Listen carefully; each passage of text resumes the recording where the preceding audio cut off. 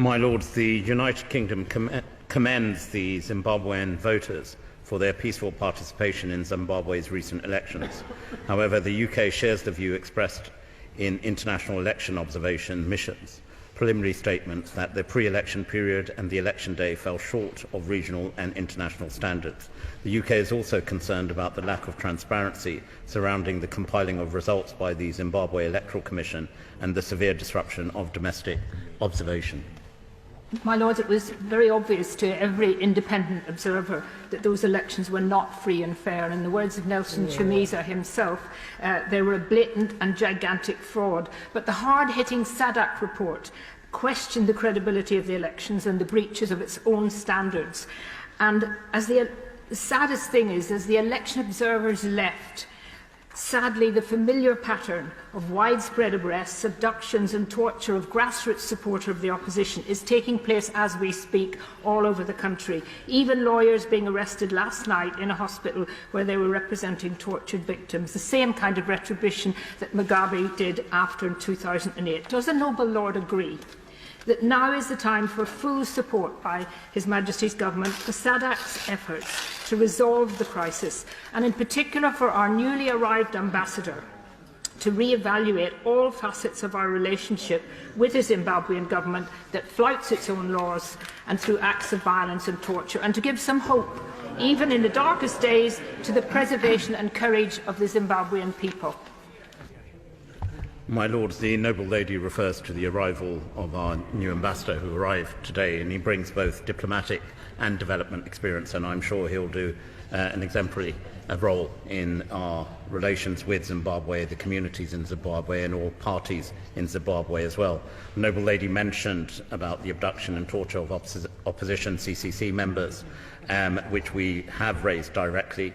I can report that we're relieved that they have been found and are receiving treatment for their injuries. We also note the arrest and subsequent bail of 2 lawyers acting on behalf of the alleged victims on the 4th of September. The government's present concerns, and indeed those of Noel Baroness, who are quite correct, but would he accept also that Zimbabwe is potentially a vast country of potentially great wealth, and that in the longer term we shall actually need its markets, its support in keeping the Russians and Chinese from dominating the whole of Africa, and its raw materials?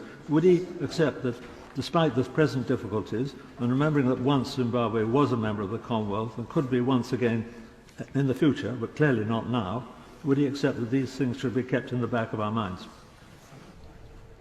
My Lords, I agree with my noble friend who speaks with great insight and experience on these matters, and particularly with respect to the Commonwealth, that provides a real alternative to countries around the world in terms of the membership and the unique nature of the Commonwealth as an institution. However, any country seeking to join must abide by standards, and of course ultimately that decision is for all members of the Commonwealth. The Minister. Lords, I have just returned from Zimbabwe. I was a member of the Commonwealth Observer Group, and I have to say that we did a very extensive report, the interim statement of which should be found for all members in the library.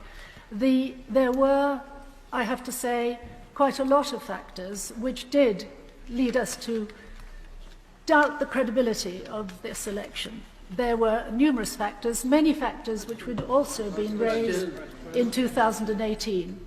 So I think I would like to ask the Minister if he would agree that the ideal would be for Zimbabwe to re-enter the Commonwealth, but it can only do so when it meets the standards of proper democracy, the rule of law and free elections. On the noble lady's question, I believe I've already answered that in part in response to my noble friend, but I agree with her. I commend her efforts and those of all the observer missions in observing the election, and we do hope ultimately inclusive pluralist democracies emerge and Zimbabwe can find its way back into the Commonwealth. My Lords, it's Crossbench. in light of the developments in Zimbabwe, the widespread violence and intimidation of voters in the rural areas, the abduction and torture of many opposition activists, the continued detention of members of parliament of the opposition. Will the UK government be rather less equivocal and make absolutely clear that it does not regard these elections as free and fair, that the government of Zimbabwe has no legitimacy, and as long as it is the case, it will not be readmitted to the Commonwealth, as far as Britain is concerned, and that we will work with SADC colleagues to try and find resolutions to the problem? My Lords, I'm sure the noble Lord, as an observer on Zimbabwe, and I commend his work in this respect, would have seen the two statements that we've issued since the elections, and I also agree with him about the importance of working with key regional partners, including SADC.